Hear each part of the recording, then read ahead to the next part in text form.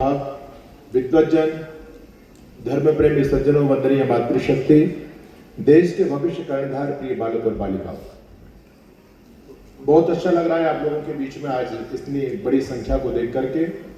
और विशेष बात यह है कि हमारे बालक और बालिका यहाँ विद्यमान है। शुभकामनाएं देते हुए, समय बहुत कम है, मैं कुछ पॉइंट की बात आपके बीच में करूंगा। जब आप वाल्मीकि रामायण को पढ़ते हैं तो वहां पर महर्षि वाल्मीकि एक सूक्ति लिखते हैं, रामो विग्रहवान धर्मा। इसका मतलब है कि महर्षि वाल्मीकि ये कहते हैं कि अगर आप धर्म का साक्षात कोई धर्म की साक्षात मूर्ति देखना चाहते हो, धर्म कैसा है ये देखना चाहते हैं, धर्म का यदि आप एक साकार रूप देखना चाहते हैं तो भगवान श्री राम के जीवन को देखो, रामो विग्रहवान धर्मा।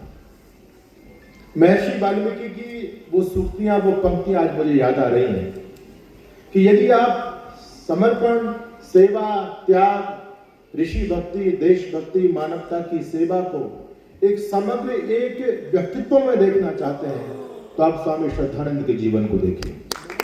स्वामी श्रद्धानंद कोई सामान्य व्यक्तित्व नहीं है।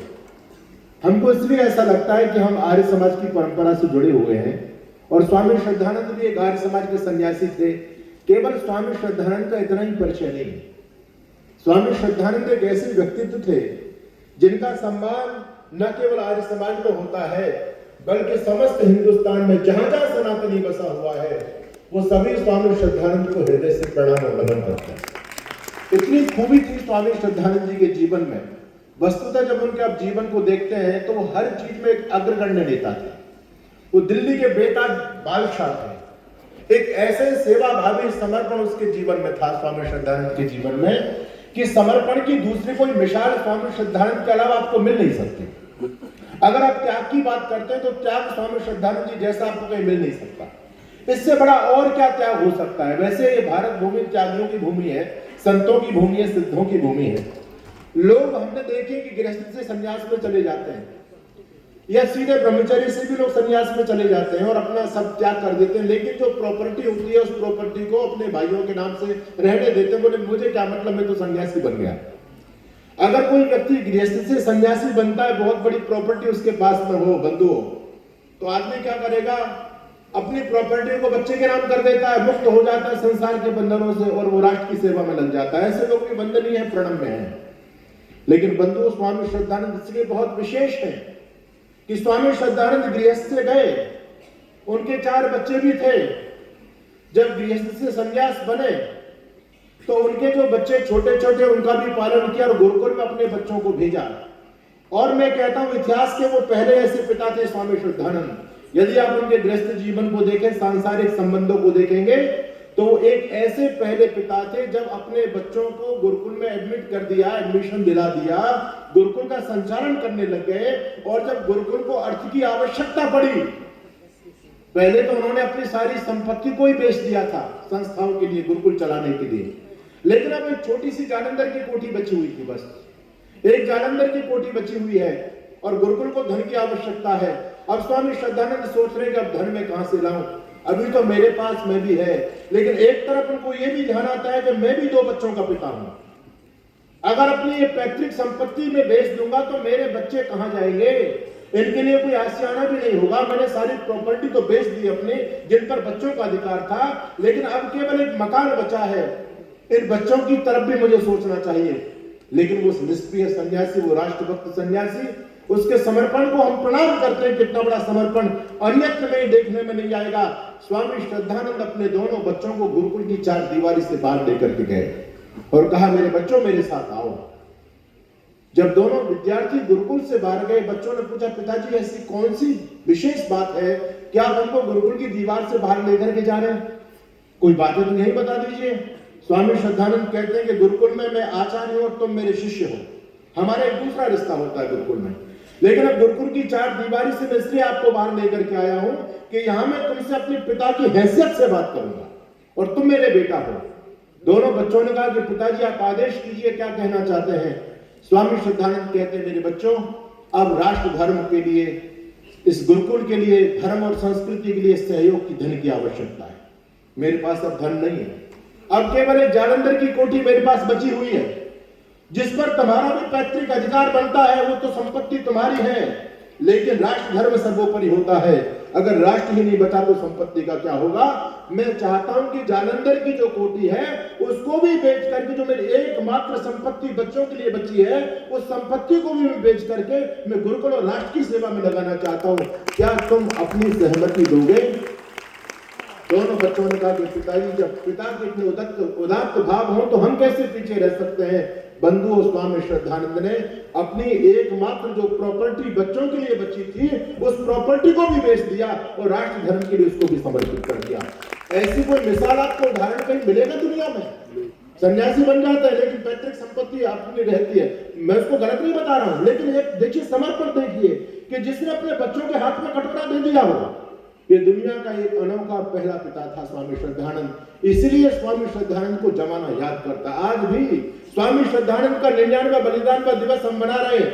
आने वाले 2026 में स्वामी श्रद्धानंद के बलिदान को 100 वर्ष पूरे होंगे। देश और विदेश में बड़े बड़े कार्यक्रम उनके श्रद्धांजलि के रूप में समर्पित किए जाएंगे स्वामी श्रद्धानंद को। लेकिन स्वामी श्रद्धानंद का बलिदान इतिहास के पन्नों में अमिट है बंधुओं। एक वो स्वामी श्रद्धानंद थे। आर्यों में कुछ कटु बातें भी आप लोगों के बीच में बोलूंगा। हमारे आदरणीय प्रधान जी जो 28 और 29 सेक्टर के प्रधान जी थे, बड़ी योजनाएं रख रहे थे, होनी चाहिए योजना, लेकिन हम स्वामी श्रद्धानंद के मानस पुत्र हैं, हम स्वामी श्रद्धानंद के शिष्य हैं। स्वामी श्रद्धानंद ने जो आंदोलन उस समय खड़ा किया, और आर्य समाज तो नाम ही एक आंदोलन का था, और मैं कहता हूं ऋषि दयानंद के बाद में अगर आर्य समाज की परंपरा में कोई ऐसा प्रचारक, कोई सन्यासी, कोई ऐसा ऋषि पैदा हुआ है जिसने सर्वात्मा में स्वामी दयानंद को आत्मसात करके अपनी आत्मा के अंदर और पूरी तरह से अपना सर्वस्व न्यौछावर कर दिया सनातन धर्म के लिए, तो वो स्वामी श्रद्धानंद जी महाराज हैं। और ऋषि दयानंद के बाद में हमारी आर्य समाज की परंपरा में सर्वमान्य सम्मान स्वामी श्रद्धानंद का होता है, क्योंकि स्वामी श्रद्धानंद जैसा समर्पण आपको देखने में नहीं मिलेगा। एक तरफ स्वामी श्रद्धानंद जी महाराज थे जिन्होंने अपना घर बेच करके गुरुकुल बनाया, और दूसरी तरफ आज भी स्वामी श्रद्धानंद के अनुयायी लोग जो अपने आप को स्वामी श्रद्धानंद के अनुयायी कहते हैं, वो गुरुकुल बेच करके घर बनाने में लगे हुए हैं। अब सोचो कि ये समाज किस दिशा में जा रहा है। हमारे पास में प्रॉपर्टी की कमी नहीं है। सोचो, स्वामी श्रद्धानंद के रक्त को देखो, उनके बलिदान को देखो, जिस महापुरुष ने अपना एक एक पसीने की, खून की कमाई का एक एक पैसा इस राष्ट्र धर्म के लिए समर्पित कर दिया। आज उनके अनुयायियों को ये भारत माता लहूलुहान होती नजर नहीं आ रही। उनके अनुयायियों को ये भारत की मिट्टी अपने हाथों से खिसकती हुई विधर्मियों के हाथों में जाती हुई नजर नहीं आ रही। क्या उनको आने वाला भारत का भविष्य नहीं दिखाई दे रहा है? वैसे हम स्वामी श्रद्धानंद जी का बलिदान दिवस मना लेते हैं, लेकिन बंधुओं याद करना स्वामी श्रद्धानंद को, जो स्वामी श्रद्धानंद के कार्य थे वो कार्यों की आज भी समाज में अत्यंत आवश्यकता है। और मैं स्वामी श्रद्धानंद को इसलिए प्रणाम करता हूं कि उन्होंने गिने चुने पॉइंटों पर काम किया, और वो पॉइंट उस जमाने में उन्होंने जब काम शुरू किया वो काम बहुत लाजवाब था। और यदि उस काम में कुछ रोड़ा नहीं बनाते तथाकथित महात्मा लोग और तथाकथित राजनीतिक लोग, तो आज भारत की स्थिति नहीं होती। आने वाला समय बहुत भयावह होने वाला है। अगर आप बचाव चाहते तो आपके पास में स्वामी श्रद्धानंद सरस्वती का ही एक ऐसा मार्ग है जो इस भारत देश की संस्कृति को और संतति को बचा पाएगा। स्वामी श्रद्धानंद का जीवन देखें तो उन्होंने कुछ ऐसे पॉइंट हमको जीवन में दिए जिन पर आज हमको काम करने की आवश्यकता है। पहली बात शिक्षा, दूसरी बात शुद्धि, तीसरी बात समानता और चौथी बात सेवा। इन चारों के लिए उनका जीवन समर्पित रहा और उन्होंने अपने जीवन में आत्मसात इन चारों बातों को किया। पहली बात याद रखिए, शिक्षा मनुष्य की महत्वपूर्ण पूंजी होती है। अगर किसी राष्ट्र को, किसी समाज को आप नष्ट करना चाहते हैं तो उसकी शिक्षा पद्धति को नष्ट कर दीजिए, वो देश अपने आप नष्ट हो जाएगा। लॉर्ड मैकाले लगभग 20 साल तक भारत देश का उसने कोना कोना छाना, और वो अपने स्टेटमेंट में लिखता है कि भारत एक इतना महान देश है, मैंने भारत देश के अंदर कोई चोर नहीं देखा, भारत देश के जो घर होते हैं, लोगों के आवास होते हैं, वहां पर कोई ताला नहीं लगता, रात में भी दरवाजे खुले रहते हैं। और वो आगे कहता कि भारत देश में मैंने कोई पुलिस थाने नहीं देखे, मैंने कोई न्यायालय नहीं देखे, वहां के लोग इतने पवित्र होते हैं। इस देश को हमेशा गुलाम बना करके रखना संभव नहीं है, ये बहुत महान देश है। आगे वो कहता है अगर इस देश को खत्म करना चाहते हैं तो सबसे पहले उस देश की शिक्षा पद्धति को नष्ट करना पड़ेगा। वो शिक्षा ही महत्वपूर्ण बिंदु है जिसके चलते भारत के लोगों का चरित्र इतना महान है। अगर हम भारत देश को नष्ट करना चाहते हैं तो उसकी जो बैकबोन है, उसका जो मूल है, उसका जो आधार है, उसको नष्ट करना पड़ेगा, उसकी जड़ पर प्रहार करना पड़ेगा। तो अंग्रेज लोगों ने सबने सोच करके हमारे गुरुकुल शिक्षा प्रणाली को खत्म किया।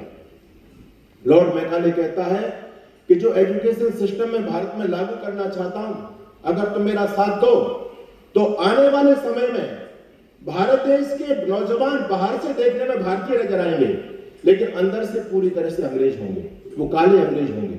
आज से 200 साल पहले अंग्रेजों ने जो बीज बोए थे, आज उसकी फसल हमारे सामने लहरा रही है। बंधुओं, शिक्षा के द्वारा व्यक्ति के जीवन का निर्माण होता है। अगर समाज को नष्ट भ्रष्ट करना चाहते हो तो अब शिक्षा के पैटर्न को बदल दीजिए, वो समाज, वो राष्ट्र अपने आप पतन को प्राप्त हो जाएगा। जब हमारी वैदिक शिक्षा पद्धति को नष्ट कर दिया अंग्रेज धूर्त लोगों ने, तो याद कीजिए स्वामी श्रद्धानंद को। और स्वामी श्रद्धानंद इसलिए बहुत प्रणम्य है कि उस महापुरुष ने लॉर्ड मैकाले के एजुकेशन सिस्टम को चुनौती दी, सीधी की सीधी चुनौती दी। ये कोई मामूली बात नहीं थी। हम लोग सोचते हैं कि समाज का भला कैसे होगा, केवल हम सोचते रह जाते हैं, लेकिन स्वामी श्रद्धानंद ने विकल्प दिया समाज के लोगों को। लॉर्ड मैकाले की शिक्षा की पद्धति को सीधा की सीधा चैलेंज देकर के गुरुकुल प्रणाली स्थापित की स्वामी श्रद्धानंद ने। और स्वामी श्रद्धानंद इस बात को जानते थे कि जब तक भारत देश के अंदर गुरुकुल प्रणाली चलती रही, तब तक मेरा भारत देश विश्व गुरु कहलाया। जब तक भारत देश के अंदर गुरुकुल प्रणाली चलती रही, तब तक मेरा भारत देश सोने की चिड़िया कहलाया। अगर भारत का पतन हुआ है, भारत का ह्रास हुआ है, तो इसकी शिक्षा पद्धति, वैदिक शिक्षा पद्धति न होने के कारण हुआ है। इसलिए वैदिक शिक्षा पद्धति की पुनर्स्थापना करने के लिए स्वामी श्रद्धानंद जी महाराज ने पहला गुरुकुल भारत देश के अंदर खोल दिया, जो गंगा के तट पर गुरुकुल कांगड़ी के नाम से विख्यात है। केवल एक गुरुकुल स्वामी जी नहीं खोला, अपने जीवन काल में 5 बड़े बड़े गुरुकुल खोले, 5 बड़े बड़े गुरुकुल। वो वैदिक धर्म संस्कृति की स्थापना करके गए स्वामी श्रद्धानंद। और मैं फिर कहता हूं, अगर आप अपनी संस्कृति को बचाना चाहते हो बंधुओं, तो गुरुकुल प्रणाली के अलावा दूसरा कोई विकल्प नहीं आपके धर्म और संस्कृति को बचाने का। आज आवश्यकता है कि हम पुनः इस बात पर विचार करें। स्कूल तो बहुत सारे चल रहे हैं, वही एजुकेशन सिस्टम है, लेकिन गुरुकुल में अंतर क्या है? आज ये परंपरा आप देख रहे हैं, चित्र लगे हुए हैं इस सभागार के अंदर। ये वो महापुरुष थे जो उस बात को जानते थे कि यदि गुरुकुल प्रणाली बचेगी तब आपका राष्ट्र धर्म संस्कृति बचेगी। आज हमारे गुरुकुल खत्म होने की कगार पर बैठे हैं। मैं निवेदन करूंगा, यहाँ बहुत सारे गुरुकुल, आपके हरियाणा की माटी, तो इस माटी की तो कण कण में, रज रज में आर्य समाज है। यहाँ के तो संस्कारों में आर्य समाज है। कितने सारे गुरुकुल हैं, लेकिन आज उन गुरुकुलों के हालात क्या है, ये भी सोचनीय बात है। उनके पास भी प्रॉपर्टी है, लेकिन क्या हालात हो रहे हैं? हम केवल प्रणवंतो विश्वमार्यम का नारा दे रहे हैं, लेकिन हमारे समाज के लोगों को अपने अंदर भी झांकना चाहिए। आज हालात कहां तक चल रहे हैं? हम किसी में कमी नहीं है, लेकिन आपस की फूट। हमारे आदरणीय जज साहब जो बात कह रहे थे, मैं आपको सल्यूट करता हूं। जज साहब, आपने बिल्कुल यथार्थ बात कही कि हम अपने आचरण पर थोड़ा सा दृष्टिपात करें कि हम किधर जा रहे हैं। मैंने बहुत सारी संस्थाओं को देखा है, उनके उत्थान काल को देखा, पतन काल को भी देखा है। तो अगर आप इस देश को बचाना चाहते हैं और स्वामी श्रद्धानंद के सच्चे मानस पुत्र कहलाना चाहते हैं, तो गुरुकुल प्रणाली को दोबारा से देश में स्थापित कीजिए। इसके अलावा देश को बचाने का दूसरा कोई मार्ग नहीं है। ये बिल्कुल यथार्थ बात है। आज हमारे देश में विश्वविद्यालयों की कमी नहीं है। आज इस देश में कॉलेजों की कमी नहीं, इंजीनियरिंग कॉलेज है, विश्वविद्यालय, महाविद्यालय, बाढ़ आई हुई है। एक एक शहर में, हर शहर में आज विश्वविद्यालय बन रहा है। लेकिन भारत में विश्वविद्यालय इतने होने के बावजूद भी अशिक्षा, मूर्खता उतनी चरम सीमा पर फैलती चली जा रही है। कारण क्या है? शिक्षा पद्धति में अंतर है। हमारी शिक्षा केवल अक्षर ज्ञान ही नहीं देती। अगर वो शिक्षा केवल अक्षर ज्ञान देती है तो वो शिक्षा बेकार है, उससे कोई ज्यादा समाज का भला होने वाला नहीं है। गुरुकुल प्रणाली में अंतर क्या है? देखो, आपका बच्चा कोई बाहर बच्चा पढ़ने वाला हो, गुरुकुल में पढ़ने वाला बच्चा हो, 2 और 2 कितने होते हैं? ऐसा तो नहीं कि गुरुकुल वाले को 6 पढ़ाए जाएंगे भाई, 2 और 2 4 है। 4 ही गुरुकुल वाला पढ़ेगा और 4 ही बाहर वाला पढ़ेगा। फिर अंतर क्या है? अंतर होता है विचारों का, अंतर होता है भावनाओं का। जब आचार्य के सन्निधि में विद्यार्थी पढ़ता है, जब अपनी वैदिक परंपरा के ग्रंथों को पढ़ेगा, तो आचार्य उसके अंदर वो अग्नि पैदा करता है, वो अग्नि पैदा करता है। स्वामी श्रद्धानंद ने अपने गुरुकुल के अंदर बम पैदा किए थे। जब आप लोगों को घटना का पता होगा, जब एक अंग्रेजी अधिकारी को पता चला कि श्रद्धानंद बमों का निर्माण करते हैं, तो गुरुकुल पर रेड डाल दी अंग्रेज सरकार के अधिकारियों ने और कहा, स्वामी जी हमको पता चला है कि आप बम बनाते हैं। स्वामी श्रद्धानंद कहते हैं, बिल्कुल आपने ठीक सुना, मैं बम बनाता हूं। वो बड़े हक्के बक्के रह गए। ऐसा सन्यासी मतलब जुर्म करने के बाद में, बम बनाने के बाद में इस बात को भी स्वीकार कर रहा है कि हम बम बनाते हैं। अच्छा तो दिखाओगे कहां है तुम्हारे बम? बोले आइए मेरे साथ, मैं तुमको अपने बम दिखाता हूं। स्वामी श्रद्धानंद लेकर के गए अंग्रेज अधिकारियों को अपने साथ में, और बंधुओं वहां पर अखाड़े में ब्रह्मचारी व्यायाम कर रहे थे, कसरत कर रहे थे, पसीना टपक रहा था शरीर से, और पूरी रज, पूरी धूल शरीर से चिपकी हुई थी, मिट्टी में लगे हुए थे, जैसे ऐसा लग रहा था कि चंदन लगाया हुआ हो। जब ब्रह्मचारी परिश्रम पुरुषार्थ कर रहे थे, दंड बैठक कसरत कर रहे थे, स्वामी श्रद्धानंद ने कहा ये है मेरे बम। बोले ये कहां बम है? ये तो आदमी है। बोले यही बम है। जब इसमें से मेरे द्वारा बनाया गया एक एक बम फटेगा तो तुम्हारी विदेशी संतुलन को खत्म कर देगा, जला करके रख देगा। और इतिहास इस बात का साक्षी है, गुरुकुल कांगड़ी के तमाम विद्यार्थियों ने देश के लिए अपना बलिदान दिया। हैदराबाद सत्याग्रह, हैदराबाद सत्याग्रह की मुख्य भूमिका गुरुकुल कांगड़ी के विद्यार्थियों ने संभाली। कितना बड़ा काम इन गुरुकुलों ने किया। आचार्य चाणक्य के जमाने में गुरुकुलों ने कितना बड़ा काम किया राष्ट्र धर्म को बचाने के लिए। आज भी धर्म पर, समाज पर, राष्ट्र पर आपत्ति है, ये गुरुकुल ही निकल करके आएंगे, याद रखिएगा। इसलिए गुरुकुल प्रणाली को बचाना हमारा धर्म है। अब हमको ये विचार करना चाहिए। आदरणीय प्रधान जी, आपकी बहुत अच्छी भावना है, आप बहुत अच्छा स्मारक बनाना चाहते हैं, लेकिन हम आज समाज के लोग मानव निर्माण पर ध्यान दें कि मानव का निर्माण कैसे होगा। भवन तो हमने बहुत बड़े बड़े बना लिए और बड़े बड़े सभाएं भी भवन बना रही है, लेकिन कोई योजना नहीं है। ये रामकृष्ण के फौज, रामकृष्ण के वंशज रोज हजारों की संख्या में हमारे हाथ से जा रहे हैं। क्या हमारे पास विकल्प है? कुछ नहीं है। स्वामी श्रद्धानंद जी महाराज ने भारतीय हिंदू शुद्धि सभा की स्थापना की और लगभग अपने भाई जो लगभग लाखों की संख्या में जो विधर्मी बन गए थे, लगभग 12.5 लाख हिंदू बने मुसलमानों को दोबारा से घर वापसी करके हिंदू धर्म का दरवाजा स्वामी श्रद्धानंद ने खोल दिया। सबसे पहले शुद्धि तो उनके गुरु महर्षि दयानंद ने की, लेकिन महर्षि दयानंद के बाद में इतने व्यापक स्तर पर स्वामी श्रद्धानंद जी महाराज ने शुद्धि का कार्यक्रम चलाया, क्योंकि स्वामी श्रद्धानंद जानते थे कि शुद्धि के द्वारा ही हिंदू समाज को बचाया जा सकता है। आज हालात बहुत खराब है। आज जितने भी लगभग 35 करोड़ 30 करोड़ या मुसलमान इस देश में रह रहे हैं, ये कोई अरब से आया हुआ नहीं है। सारे के सारे गोल टोपी वाले पहले हिंदू ही तो थे। और केवल भारत के मुसलमानों की मैं बात नहीं कर रहा हूं। अभी आप लोगों ने अफगानिस्तान के अंदर, बांग्लादेश के अंदर देखा एक हमारे हिंदू युवक को कितने बुरी तरह से निष्ठता पूर्वक उसकी हत्या की गई। बांग्लादेश के हों, चाहे वो पाकिस्तान के हों, चाहे वो भारत देश में रहने वाले हों, ये सारे के सारे मुसलमान कोई अरब से आए हुए नहीं है। ये सारे के सारे हमारे ही पूर्वज हैं, हमारे हिंदू ही तो है, कोई अलग से नहीं है। आप लोगों ने इकबाल का नाम सुना होगा, मोहम्मद इकबाल, जिसका भजन आप सभी गाते हैं, सारे जहां से अच्छा हिंदुस्तान हमारा। इकबाल के दादा का नाम था रतन लाल, ये भी हिंदू था।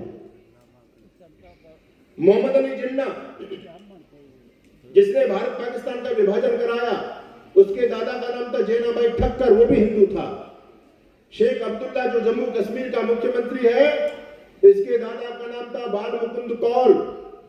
और ओवैसी, इसके दादा का नाम था तुलसी राम। ये मैंने 4 नाम आपके बीच में बोले हैं। ये कोई सामान्य मुसलमान नहीं है, ये मुसलमानों में श्रेष्ठ मुसलमान हैं। लेकिन ये भी इस बात को कबूल करते हैं, स्वीकार करते हैं कि हमारे पूर्वज भी हिंदू थे। बंधुओं, क्या कारण रहे कि हमारे भाई इतनी बड़ी तादाद में अपने धर्म को छोड़ करके विधर्मी बन गए? स्वामी श्रद्धानंद ने इस पर चिंतन किया, क्योंकि उनके गुरु का चिंतन, महर्षि दयानंद का चिंतन स्वामी श्रद्धानंद के विचारों में आया। और स्वामी श्रद्धानंद ने माना कि असमानता इस समाज में फैली है। इस असमानता के कारण, छुआछूत भेदभाव के कारण आज हमारे हिंदू भाई विधर्मी होते चले जा रहे हैं। स्वामी श्रद्धानंद ने कहा कि हम सभी एक ईश्वर की सभी महान है, जिन दलितों को कभी मंदिर में नहीं चढ़ने दिया। स्वामी श्रद्धानंद ने सोचा दलित भाइयों को कैसे रोका जाए। आपकी दिल्ली के अंदर आर्यनगर बसाया स्वामी श्रद्धानंद जी महाराज ने। वो क्यों बसाया, उसका इतिहास आप पढ़ेंगे तो आपको पता चलेगा कि हमारे जो दलित भाई थे, उनको सवर्ण लोग अपने कुआं का पानी नहीं भरने दिया करते थे। हमारे दलित भाइयों को मंदिरों में नहीं जाने दिया करते थे, साथ में पढ़ने का अधिकार नहीं था, ना कुएं से पानी ले लेते। तो आखिर वो क्या करें? ऐसे हिंदू धर्म में रह करके करेंगे भी क्या? उनको नफरत होगी हिंदू धर्म से, उनको दबाया कुचला जा रहा था, कुएं से पानी नहीं भरने दिया जाता था। स्वामी श्रद्धानंद जी दिल्ली के अंदर पहुंचे, जब उनको पता चला कि हमारे एक बहुत बड़ा तबका अपने धर्म को छोड़कर के विधर्मी बनने जा रहा है, तो स्वामी श्रद्धानंद जी ने वहीं पर डेरा डाल दिया। और स्वामी श्रद्धानंद जी ने उन भाइयों को रोका, उनकी समस्याएं पूछी कि तुमको समस्या क्या है। उन्होंने बताया, स्वामी जी प्यासे मर रहे हैं, पानी तक नहीं हमको कुएं से भरने दिया जा रहा। स्वामी श्रद्धानंद जी ने तत्काल कुएं खुदवाए। कुएं उस जमाने में कि भाइयों आपको हम प्यासे नहीं मरने देंगे, हम आपके साथ में हैं। ये पौराणिक समाज आपका साथ दे ना दे, लेकिन आर्य समाज आपके साथ खड़ा हुआ है, श्रद्धानंद आपके साथ में खड़ा हुआ है। और गरीब लोगों के पास में छान छप्पर भी नहीं थे, बहुत बड़ी दयनीय स्थिति थी उन लोगों की। स्वामी श्रद्धानंद जी ने पूरा आर्य नगर बसाया, बिरला जी आदि से सहयोग लेकर के स्वामी श्रद्धानंद जी ने मकान बना करके उन दलित भाइयों को बसाया। आज वो आर्य नगर से के नाम से बचे हुए हैं। अगर स्वामी श्रद्धानंद वहां पर नहीं पहुंचते तो वो आर्य नगर न होकर के आज अकबर नगर बसा हुआ होता, हजारों की संख्या में हमारे भाई धर्म परिवर्तन कर गए होते। तो स्वामी श्रद्धानंद ने इस देश की दुखती नबज पर हाथ रखा कि समस्या का मूल कारण कहां से है। तो यदि मूल कारण हमारी समझ में आ गया तब आप उसका इलाज कर पाओगे, समाधान कर पाओगे। तो स्वामी श्रद्धानंद ने जाना कि छुआछूत, भेदभाव, असमानता इस देश को तोड़ रही है, एक भाई दूसरे भाई से दूर चला जा रहा है। तो स्वामी श्रद्धानंद जी ने जातिवाद पर कुठाराघात किया। आदरणीय योगी जी ने नारा दिया, बटोगे तो कटोगे। अरे यही मिशन तो था स्वामी श्रद्धानंद जी महाराज का। स्वामी श्रद्धानंद ने हमको बटने से रोका। स्वामी श्रद्धानंद ने कहा कि हमारे यहाँ कभी भी जातिवाद नहीं रहा, हम वर्ण व्यवस्था पर विश्वास करते हैं और वर्ण व्यवस्था में कोई अस्पृश्य नहीं होता, वर्ण व्यवस्था में कोई छोटा बड़ा नहीं होता। वर्ण व्यवस्था तो गुण कर्म स्वभाव से होती है, वो जाति से नहीं होती। स्वामी श्रद्धानंद ने अछूतों को गले लगाया। आज इस काम को करने की आवश्यकता है बंधुओं, आज करने की आवश्यकता है। कौन उन भाइयों को गले लगाएगा आप सोचो। आज बागेश्वर धाम सरकार आपके फरीदाबाद से यात्रा लेकर के गए, हम उनके कदम का स्वागत करते हैं, वो सराहनीय काम वो कर रहे हैं राष्ट्रीय एकता के लिए। लेकिन आर्यों सोचो, ये मिशन तो आपका था, ये मिशन तो ऋषि दयानंद और स्वामी श्रद्धानंद का था। हम लोग आज सो गए तो आज बागेश्वर धाम, और सुनो मैं कहता हूं यात्राओं से जातिवाद नहीं टूटेगा। जातिवाद तोड़ने का तरीका दिखाया स्वामी श्रद्धानंद ने। स्वामी श्रद्धानंद ने कहा कि जातिवाद की कीचड़ से निकलो, हर मानव ईश्वर का बनाया हुआ, कोई भेदभाव नहीं, आपस में संबंध करो। और आर्य समाजी जो लोग होते थे उस जमाने में, उन्होंने अंतरजातीय विवाह की, अंतरजातीय विवाह। और आपको पता है कि अंतरजातीय विवाह करना कोई मामूली बात नहीं थी। पूरा महाभारत हो जाया करता था, पूरा की पूरा महाभारत। लोगों की प्रतिष्ठा का सवाल होता था कि हमारी छोरी को दूसरे जाति का छोरा कैसे ले जाएगा, शादी दूसरे जाति में कैसे हो सकती है। उन पूर्वजों को देखो, वो राष्ट्र को अखंडित बनाना चाहते थे। कितना बड़ा संघर्ष हमारे पूर्वजों ने किया है। ये था स्वामी श्रद्धानंद का विजन। इस देश से अस्पृश्यता को खत्म किया, समानता का पाठ पढ़ाया स्वामी श्रद्धानंद ने। और स्वामी श्रद्धानंद जानते थे कि इस असमानता के कारण, छुआछूत भेदभाव के कारण हमारे लाखों लाखों भाई विधर्मी बन गए हैं। अब जो विधर्मी बन गए उनको दोबारा से सनातन धर्म में कौन लाएगा। अगर जैनाभाई ठक्कर को लाने वाला कोई होता तो भारत पाकिस्तान का विभाजन नहीं होता, याद रखना। मोहम्मद अली जिन्ना के दादा कहता था मैं हिंदू बनना चाहता हूं, लेकिन हिंदू समाज के धर्माचार्यों के पास में वापस लाने का कोई मार्ग नहीं था। ये विडंबना थी हिंदू जाति की। कोई जा रहा है तो चला गया बस, कोई आना चाहता तो हमारे दरवाजे बंद थे। हमने अपनी मूर्खता के चलते अपने भाइयों को अपने से दूर किया। स्वामी श्रद्धानंद ने सनातन धर्म के दरवाजे खोल दिए अपने दलित भाइयों के लिए जो मुसलमान बन गए थे, सबको गले से लगाया। कितना बड़ा काम स्वामी श्रद्धानंद सरस्वती ने किया है। और अंतिम बात, मैं सेवा की बात करूं तो उसमें भी स्वामी श्रद्धानंद का कोई प्रतिमान नहीं है, स्वामी श्रद्धानंद का कोई सानी नहीं है। सेवा के लिए सब कुछ लुटा दिया। यहाँ तो हमारे पुराने प्रचारक गाते थे, हंस हंस के हंसराज ने तन मन में धन लुटा दिया, तेरे दीवाने जिस घड़ी दक्षिण दिशा को चल दिए, हैरत निजाम में रह गया, दुनिया का दिल हिला दिया, और धन्य है तुझको ए ऋषि तूने हमें जगा दिया। हंस हंस के हंसराज ने, हंस हंस के श्रद्धानंद ने सीने पर खाई गोलियां, हंस हंस के हंसराज ने तन मन में धन लुटा दिया। ये हमारे पूर्वज थे, ये सनातन धर्म के ज्वाज्वल्यमान नक्षत्र थे बंधुओं। जो चुनौतियां उस जमाने पे थी जिस पर स्वामी श्रद्धानंद ने चिंतन करके काम किया, ठीक वही पॉइंट आज काम करने के योग्य है। इस सनातन धर्म को बचाना चाहते हैं तो शिक्षा पर काम किया जाए। शिक्षा के द्वारा हमारी नस्लों को बर्बाद किया गया। अगर इस देश को बर्बाद किया तो शिक्षा ने बर्बाद किया। अगर शिक्षा के पैटर्न को हम चेंज करेंगे, गुरुकुल प्रणाली स्थापित करेंगे, हम सभी एक होकर के सरकार के साथ में बात करेंगे, तो निश्चित रूप से जब वो पुरानी वाली शिक्षा पद्धति लागू होगी, हमारे वेदों में सब कुछ है, याद रखना। जब वेदों के रास्ते पर थे तो हम बैकवर्ड नहीं थे, हम बहुत आगे थे। आज हमने वेदों को छोड़ दिया, गली गली में विश्वविद्यालय, महाविद्यालय, कॉलेज खोल रहे हैं, लेकिन हमारा शिक्षा में विश्व स्तर पर स्थान क्या है, ये सोचने की बात है। तो गुरुकुल प्रणाली को हम स्थापित करेंगे, और शुद्धि करेंगे। अब दूसरा पाकिस्तान नहीं बन सकता, और दूसरा पाकिस्तान नहीं बनेगा और ये सारे के सारे ऐसे ही रहे तो आज तो बांग्लादेश के अंदर दीपू को मारा गया है, कितनी निष्ठुरता पूर्वक उसकी हत्या की गई है। अगला नंबर मेरा और आपका होगा, क्योंकि वही बांग्लादेश के अंदर जिस विचारधारा ने दीपू को मारा, उस विचारधारा के लोग इस देश में 35 करोड़ रह रहे हैं पहले से, और वो सारी की सारी योजना बना रहे हैं। आप ये मत सोचो कि अभी तो नंबर दीपू का है, हम तो सुरक्षित है, ऐसा नहीं है। जलते घर को देखने वालों, फूंस का छप्पर आपका है और आगे के पीछे तेज हवा है, आगे मुकद्दर आपका है। उसके कत्ल पर मैं भी चुप था, मेरा नंबर अब आया। उसके कत्ल पर मैं भी चुप था, मेरा नंबर अब आया, और मेरे कत्ल पर आप भी चुप हो, अगला नंबर आपका है।